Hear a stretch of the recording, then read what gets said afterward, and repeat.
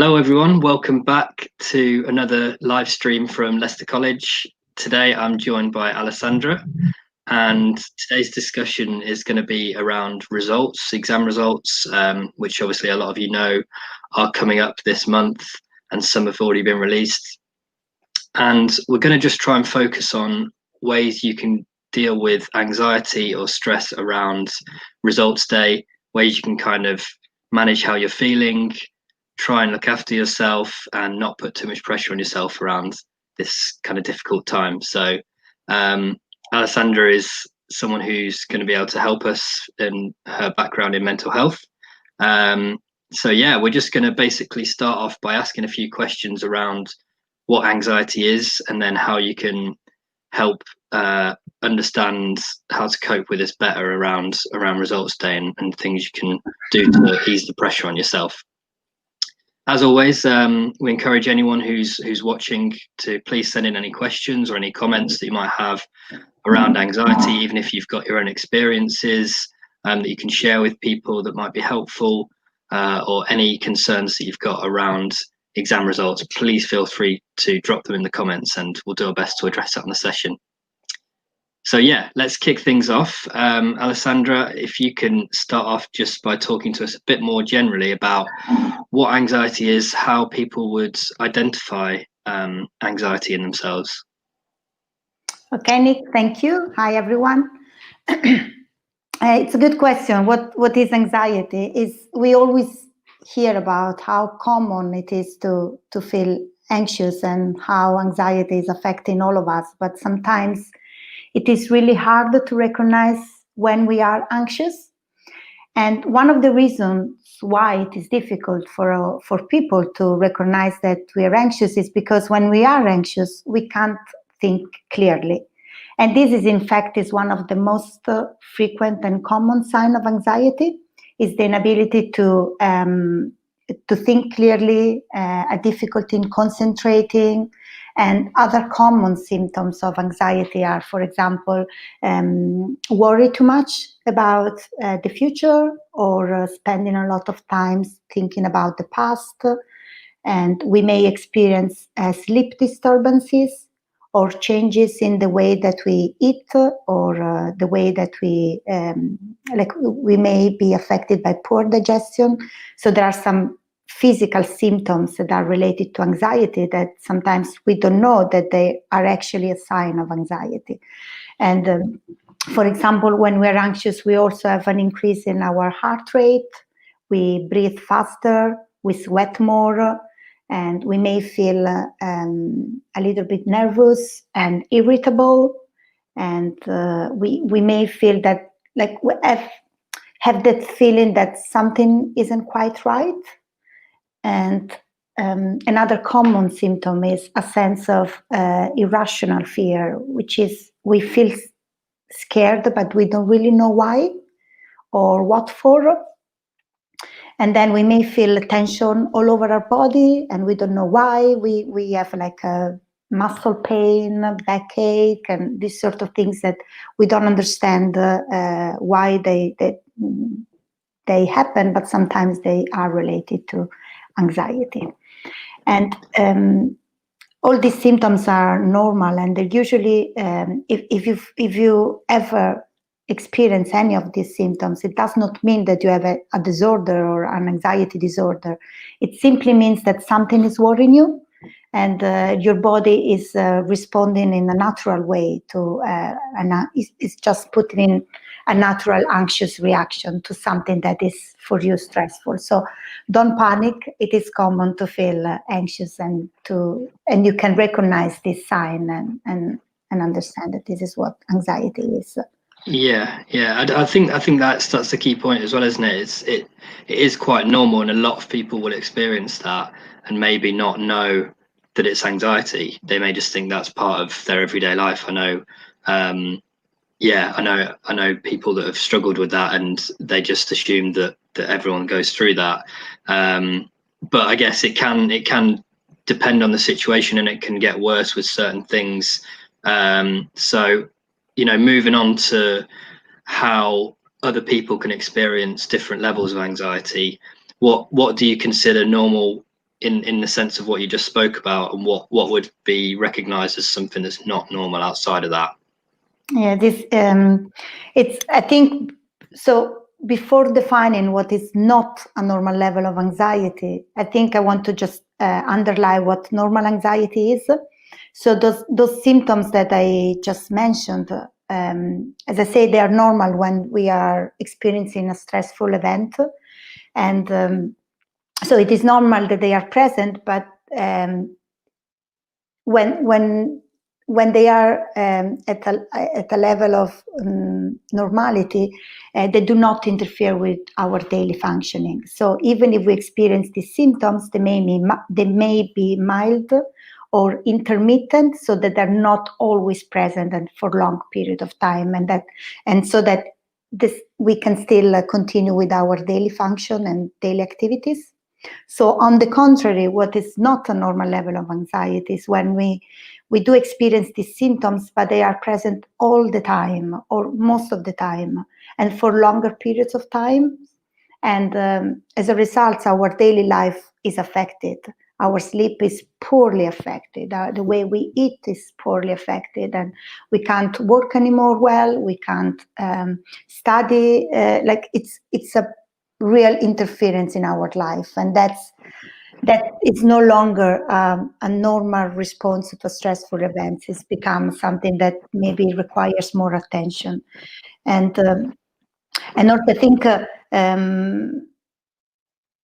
like, and you were mentioning before about being worried, about being anxious. So these symptoms, they are normal, but sometimes what makes it not normal is that we worry too much about having those symptoms.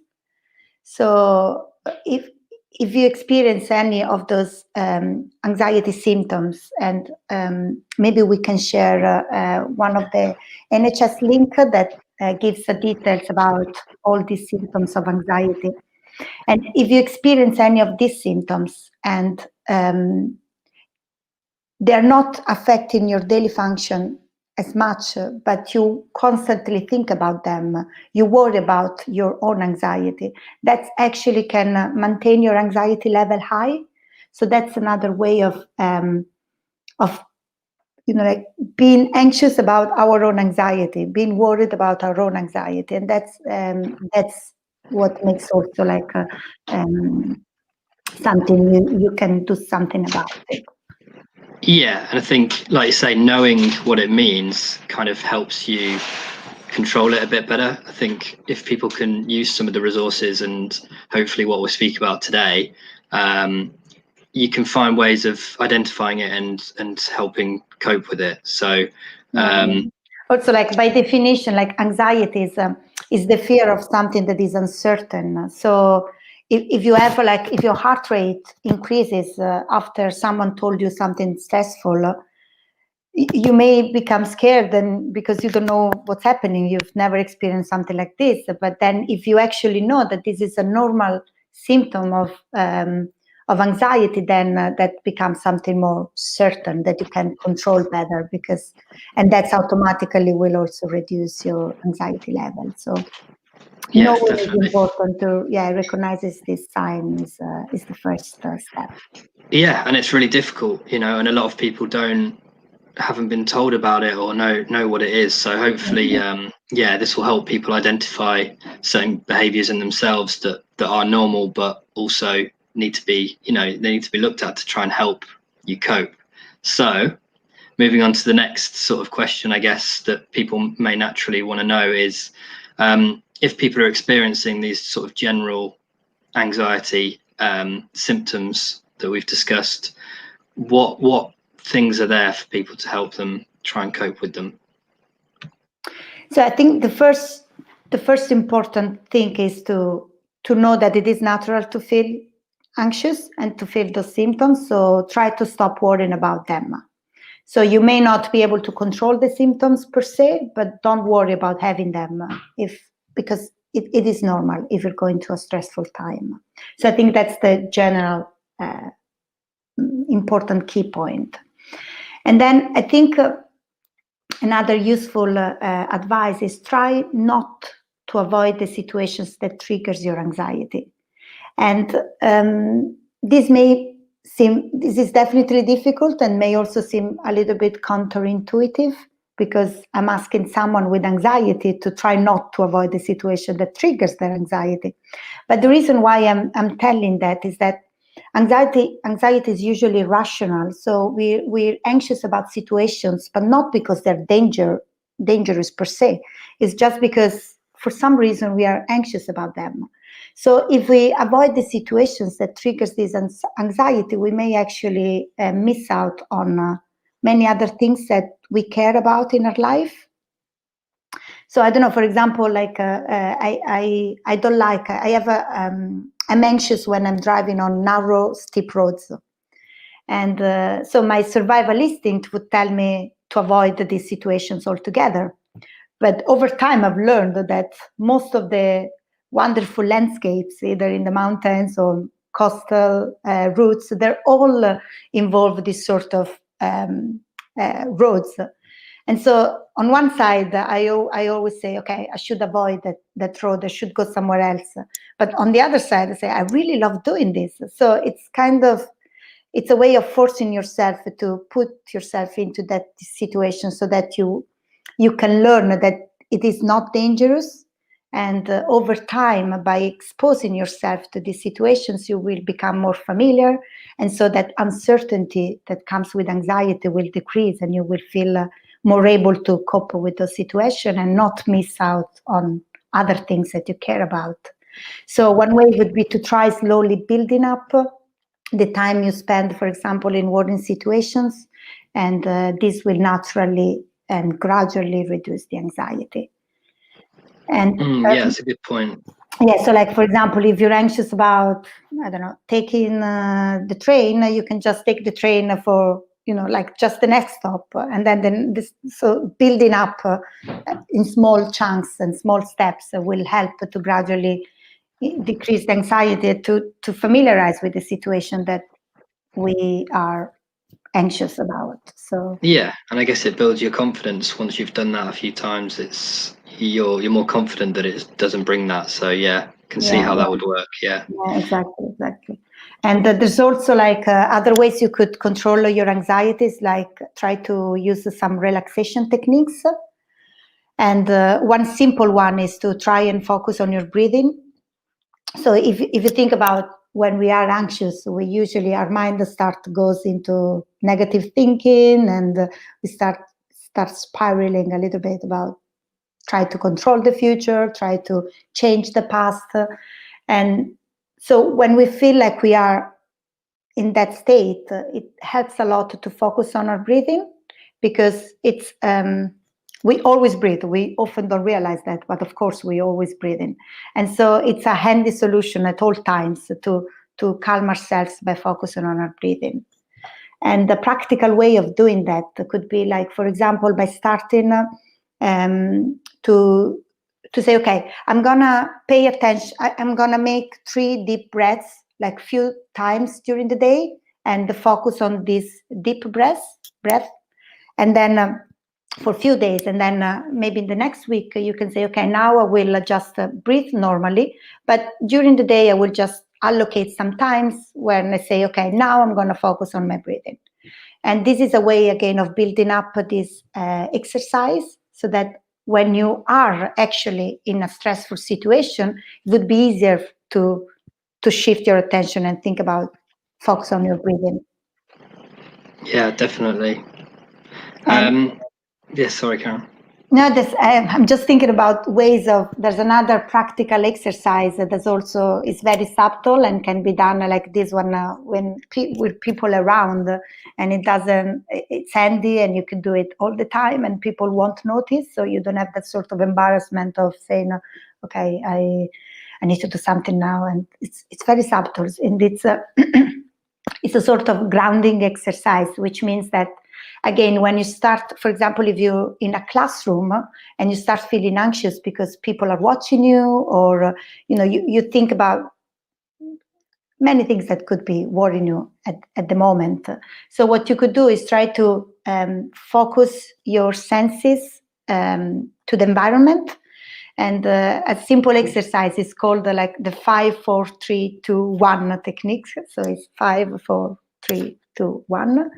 And it goes something like this. So you are in a classroom, for example, and then you start feeling a little bit anxious.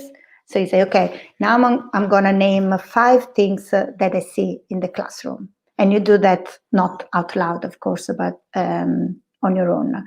So for example, I don't know, I see a desk, a table, a chair. So 5 things that you can see.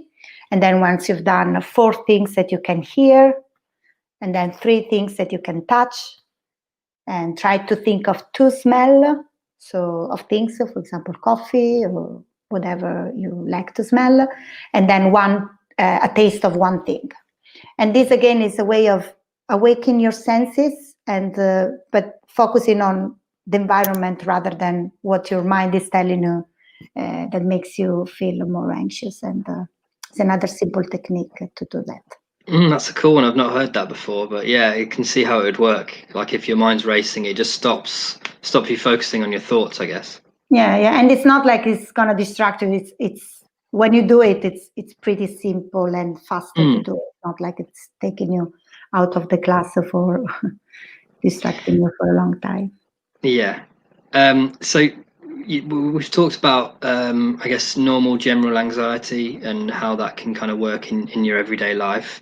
When it gets to a point, if anxiety is kind of more significant and it's interfering with daily life and things that you do every day, what advice can we offer for that?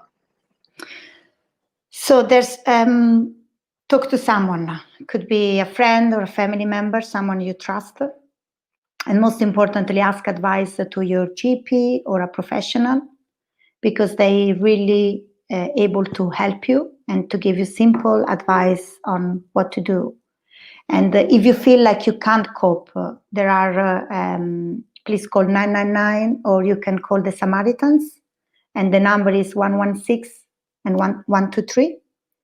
And you can maybe, we have a list of self-help resources, and also that can be downloaded from our page, the mental health page in the Leicester College. And there's a list of self-help resources, but also key numbers to contact in case you can't cope when anxiety becomes too much.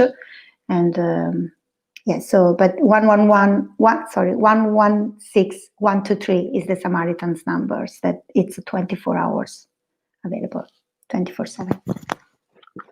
Cool. Yeah, that's definitely good advice. And yeah, there's no shame in doing that. And I think people should know that that's perfectly normal. And I think, well, my personal experience of this is going to a doctor. It feels quite difficult to go to a GP about something like anxiety, because there's not much education around it. And actually, a lot of people that I've met don't feel like they're able to do that. And yeah, it's really important that if it's affecting your life, on a daily basis, and you're not really able to kind of continue with everyday things, then it's important to take that step, because there are some good resources available, but you have to take the step. So the shame is one of the obstacles why we usually don't ask for advice. But really, with anxiety, like so many people, and I would really surprise that your GP or another professional has never experienced anxiety before, because it's so common. So there's really nothing to be shame of. It's just how our brain is wired. Absolutely.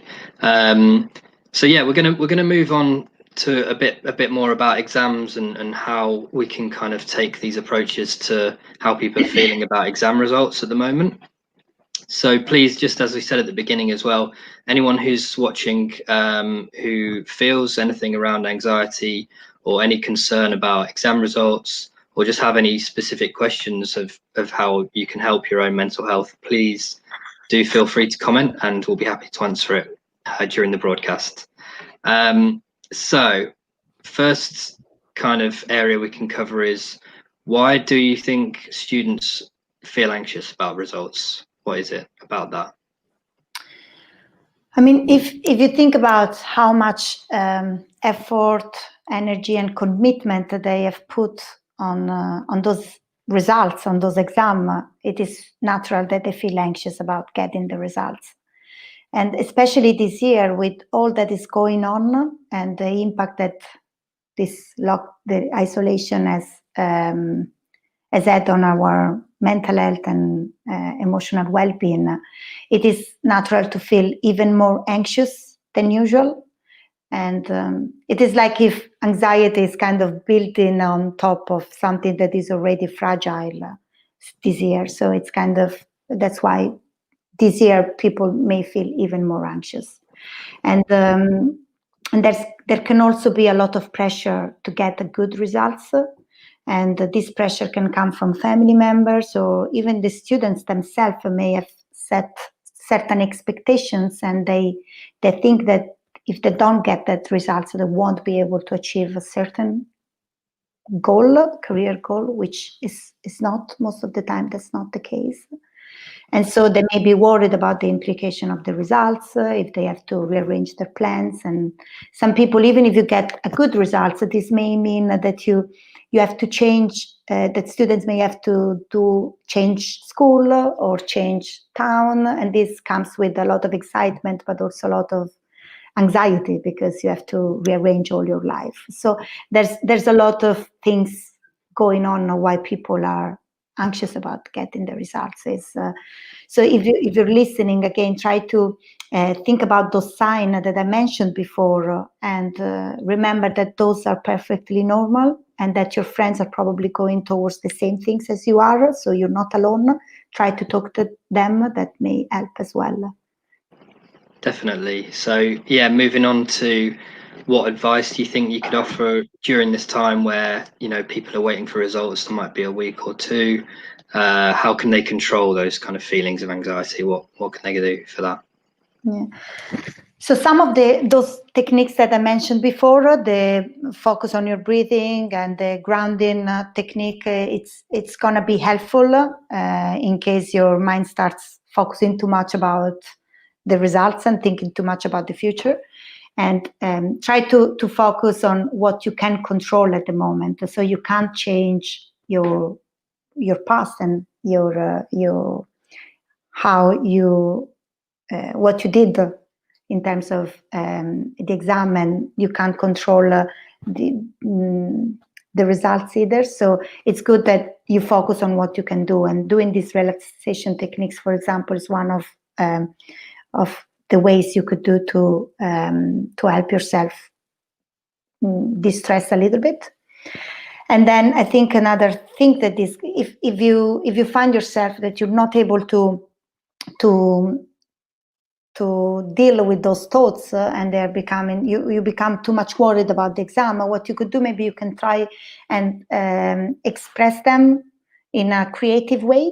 So for example, try to write down your worry about the results, and try to dance them, sing them out, like try to be creative in the way you express these anxious feelings. And another thing you could do is always like try to exercise. So go outside now that you can, and just exercise. It's very good because it stimulates the happy hormones that ultimately will reduce your anxiety. So it's a good, maybe try to invest these next days to go outside, take a walk or run, anything that can be exercise, and try to keep a good sleep habits and eating habits, which may seem simple advice, but it's actually very, very powerful to be able to do so.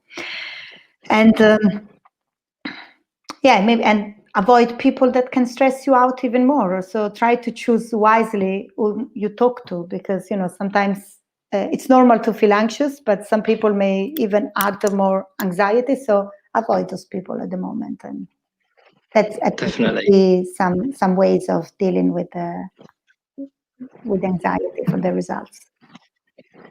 So in terms of once people have received the results and their expectations, I guess is the sort of next stage for discussing. So results day have come, people have collected their results and they've not got what they were hoping for. How how do we recommend they cope with that sort of stress and try not to let it get to them too much? Yeah, I think try tell yourself well done and congratulate yourself, because no matter what the results is, you worked hard, and you deserve to be kind to yourself.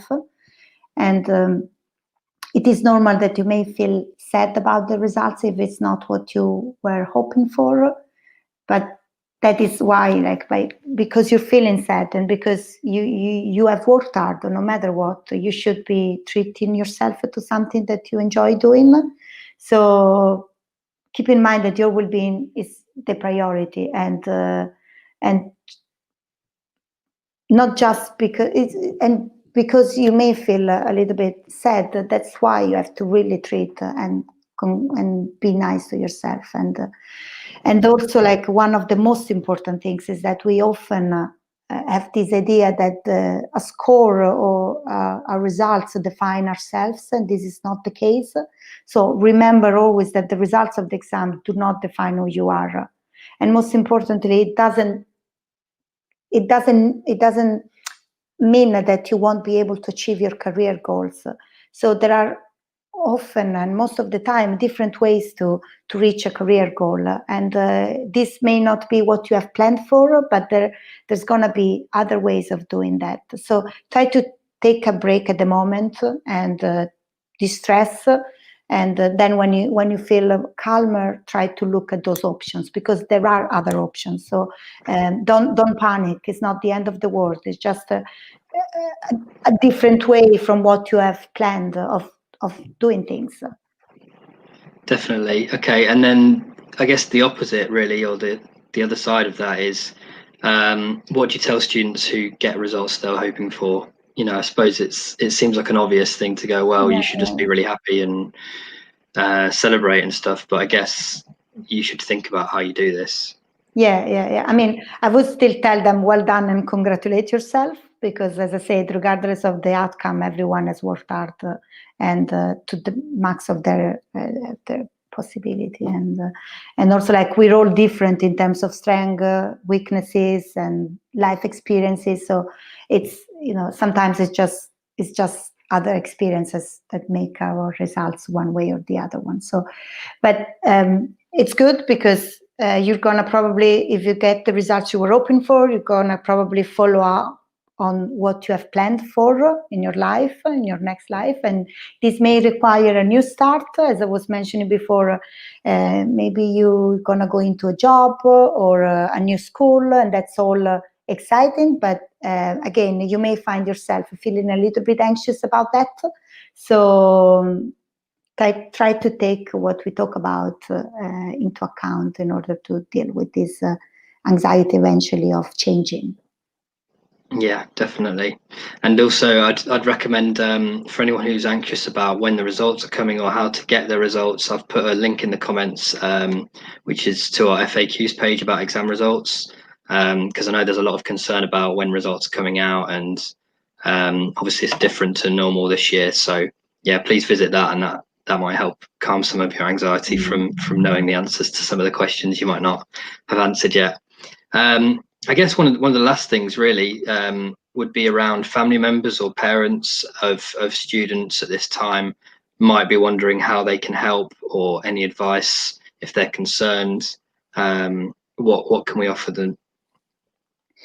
Yeah, so like students, also parents or family members have expectations for them, and so they may also feel anxious during this time, waiting for the exam results.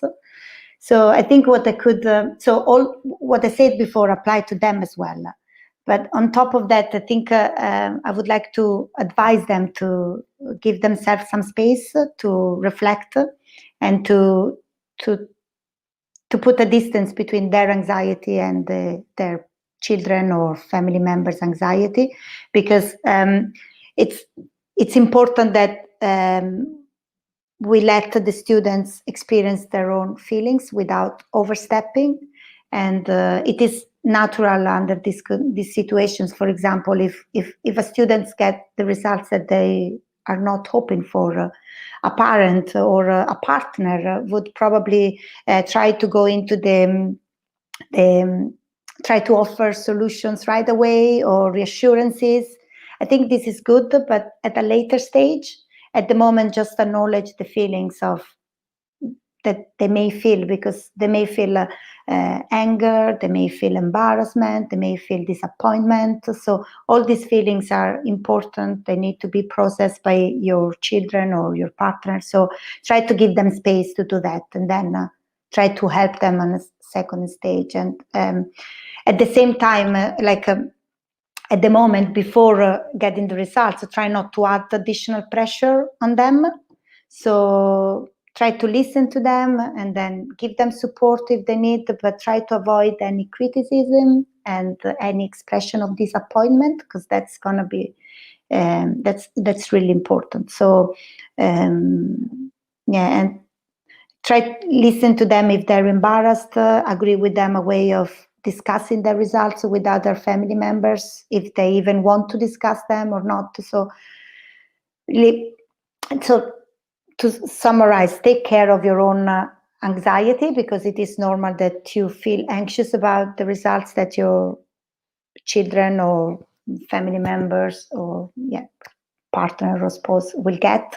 But at the same time, try not to overstep and try to let your children process their own feelings and emotions, and don't add pressure on that.